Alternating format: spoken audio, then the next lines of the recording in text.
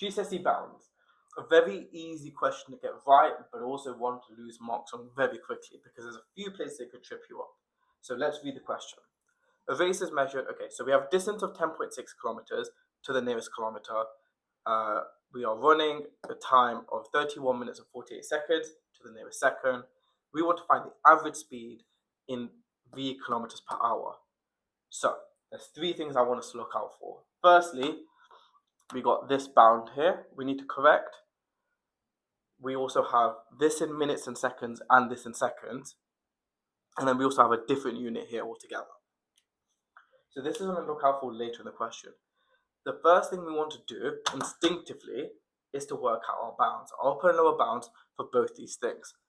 You may need it, you may not need it, but I can guarantee it will be a mark on the mark scheme. So we will write 10.6 in the middle of our two inequality signs and write the lower bound and the upper bound. Now, if you forget, you just half the rounding, so 1 goes to 0.5, and then add and subtract it. So this is 10.55 and 10.65.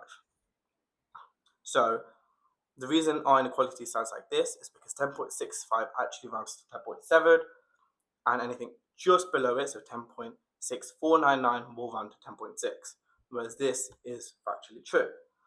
We'll do the same for this now, but I'm going to convert 31 minutes and 48 seconds into seconds, which is 1908.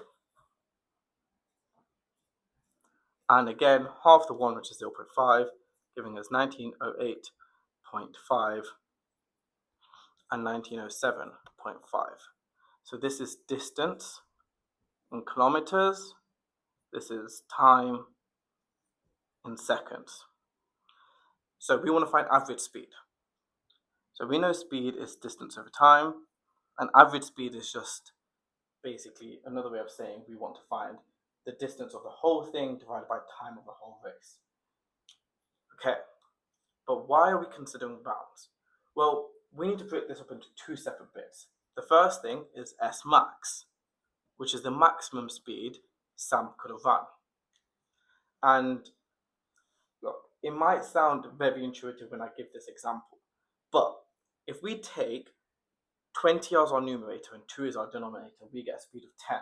Whereas if we have 20 as our numerator and 4 as a denominator, we get a speed of 5. So, the bigger the numerator, the smaller the denominator, the larger our speed will be. I know it sounds really easy right now, but when you're in an exam and you might get stuck, it's always helpful to go back to the basics.